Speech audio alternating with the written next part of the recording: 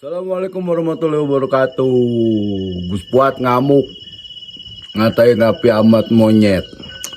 Belum pernah ya gue ngeliat Pak Kiai itu benci sama orang tuh sampai ngatain hal-hal separah itu ya. Biasanya orang kalau udah dikatain Pak Kiai, dilaknat sama Pak Kiai sampai kayak begitu, itu biasanya tuh karirnya tuh langsung terjun bebas. Biasanya tuh kayak begitu biasanya. Contohnya kan banyak tuh Gus Miftah dan yang lain-lain sebagainya gitu ya. Saksikan videonya kayak gini.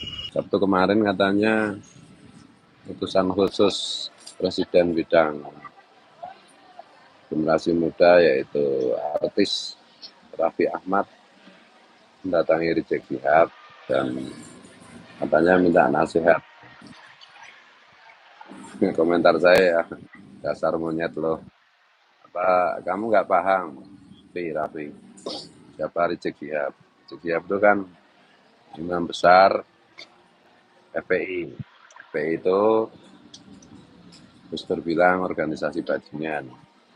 Berarti Rizik itu imam besar bajingan. Sudah. Mengapa dibilang begitu? Ya karena semua gerakannya bikin kacau negara.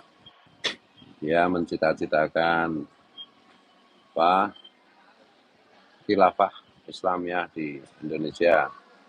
Dia mencita-citakan syariat Islam bagi Indonesia.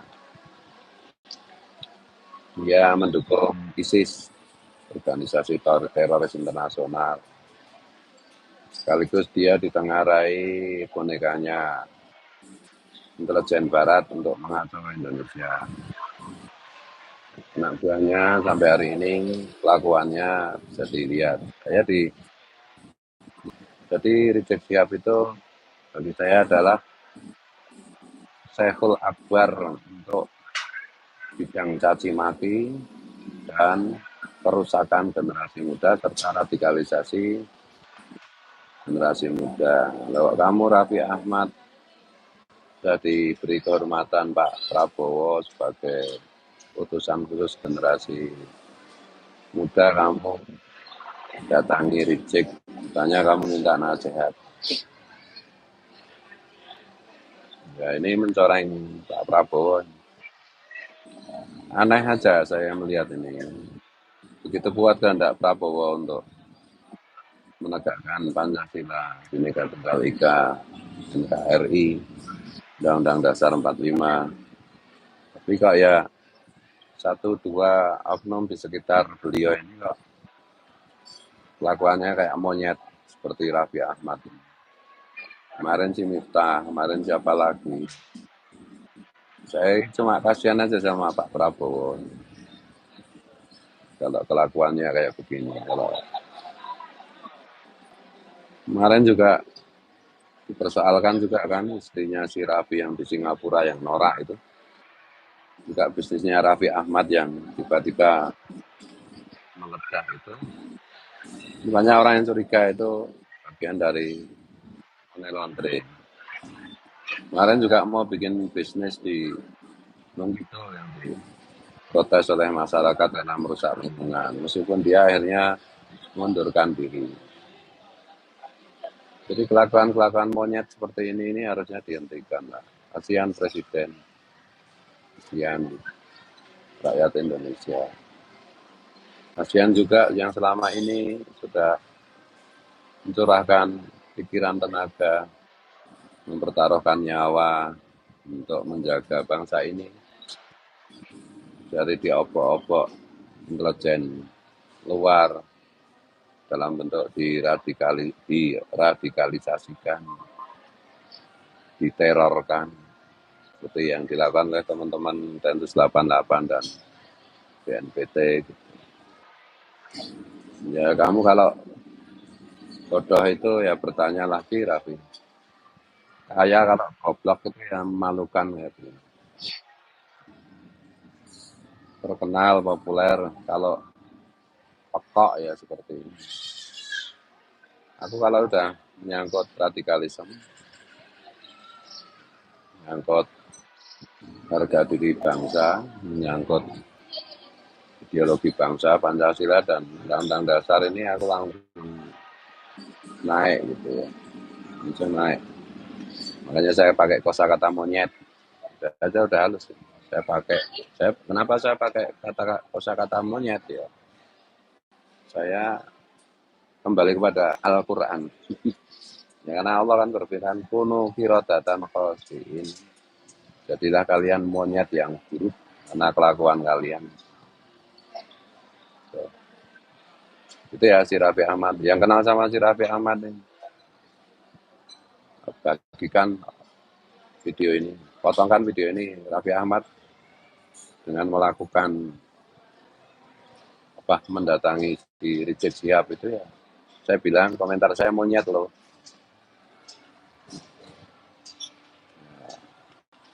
Emosi saya. Gini.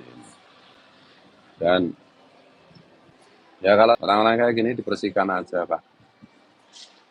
Ngotori wajah Bapak itu, mencoreng wajah Bapak. Kalau udah menyangkut Pancasila, Bhinneka Tunggal Ika, saya nggak bisa menahan diri. Karena itu berkali-kali saya katakan, Indonesia itu Pancasila, Bhinneka Tunggal Ika. Kalau itu dilukai, kalau itu apalagi dirusak, hancurlah Indonesia. NKRI itu bubar. Artinya hancurlah masa depan anak cucu kita. Dan ini si Raffi Ahmad tuh, kok begitu sih kelakuan lo? Kalau lo bego itu ya belajarlah dari yang tahu. Jangan asal-asalan kayak gitu. Kalau enggak ya udah itu. Mohon Pak Prabowo dan Mas Gibran pecat, bersihkan orang-orang seperti itu. Enggak ada gunanya mencoreng wajah Bapak berdua. Membuat rakyat terluka. Silent majority Indonesia itu kan Pancasila Bhinneka Tunggal Ika. Kelompok radikal khilafah, syariat Islam dan kotoran-kotoran lainnya itu kan nggak lebih dari 5% sekarang. Tapi kalau dibiarkan, kalau diberi ruang, dia bisa berkembang. Ini nggak ada kompromi kalau soal Pancasila Bhinneka Tunggal Ika. Tempeleng itu, kelakuan kayak gitu, itu nggak cukup ditegur, tampar mukanya itu. Karena kelakuan si Raffi Ahmad mendatangi Rizik itu menampar muka, sama saja dengan menampar muka presiden dan wakil presiden. Karena ini dalam rangka melaksanakan, mewujudkan keimanan saya. Bagaimana ungkapan Mbah Hasyim Asy'ari, hubbul waton minal iman. Cinta tanah air itu bagian dari iman. Berkali-kali, berapa kali saya bilang, tafsir Islam yang paling benar, paling tepat pada zaman itu adalah Pancasila. Itu sudah terbukti. Itu adalah Bhinneka Tunggal Ika. Itu sudah terbukti. Jangan ngaco itu. Jadi aku nggak punya kepentingan apapun. Aku mandiri secara ekonomi. Nggak butuh eksistensi, nggak butuh popularitas. Siapapun kalau saya anggap membahayakan Pancasila, Bhinneka Tunggal Ika, ya saya lawan. Siapapun.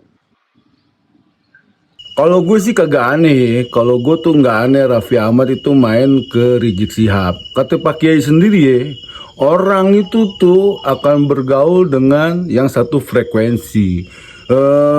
Monyet itu akan bergaul sama monyet, burung akan bergaul sama burung gitu.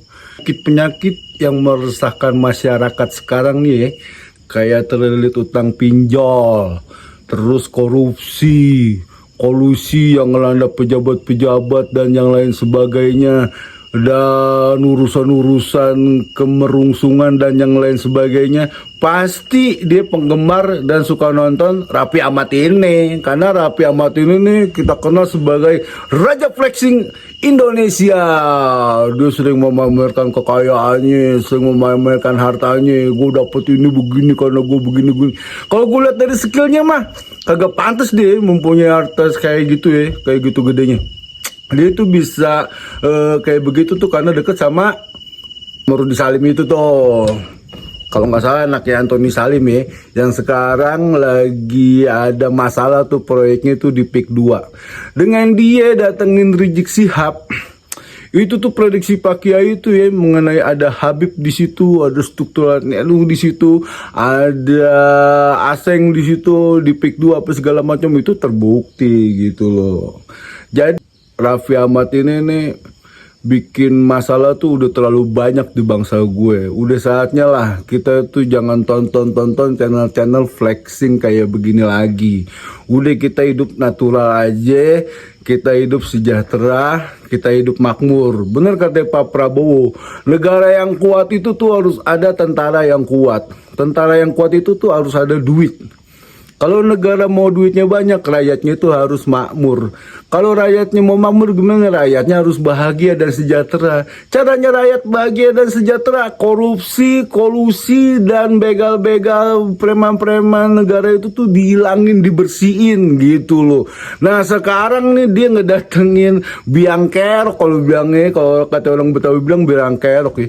Udah gitu terus dia ngomong tahu jangan ke Mr. Rizik Sihab untuk membimbing, untuk membina pemuda-pemuda Indonesia. Ya gila kali gue sebagai pemuda di Indonesia dibimbing sama Rizik Sihab. Oh enggak gue, entah gue disuruh demo lagi, entah gue disuruh ngelawan pemerintah lagi, entah gue ngaco lagi, entah gue musyrik lagi, entah gue tuanya Abdullah Haddad lagi. Gila kali ini orang.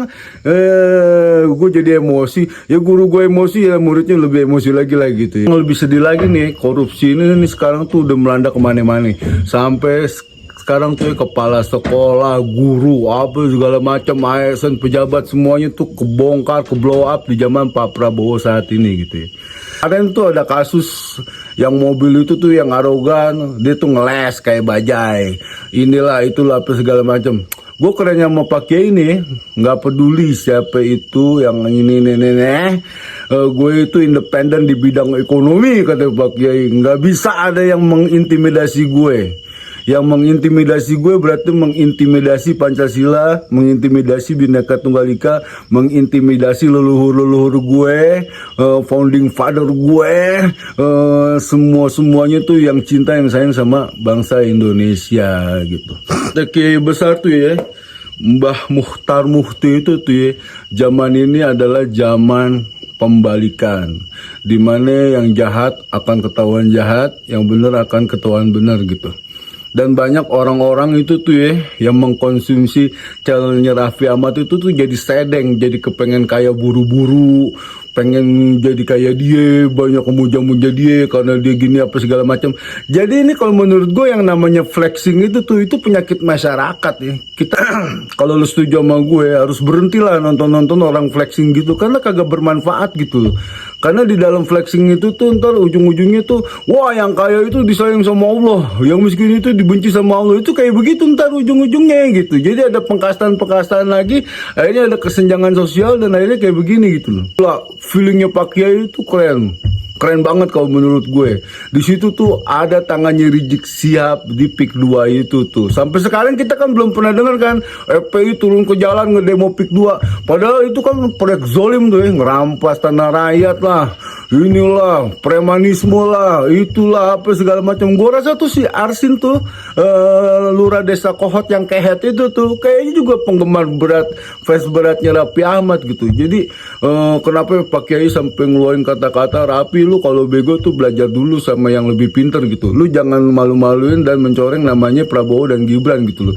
Dengan kayak begini kan soal tuh Mr. Prabowo dan Gibran itu tuh didukung sama Habib, berteman sama Habib. Padahal mah inilah yang namanya musuh-musuh bangsa itu yang mesti diperangin, yang mesti ditambah segala macam. Gak peduli mau dicaci sama orang-orang fans beratnya Raffi Ahmad, bodoh amat, kagak peduli. Yang penting negara gue selamat, bangsa gue selamat, umat Islam selamat dari ajaran-ajaran kurofatnya para Habib-Habib Juria Yahudi Askenazi.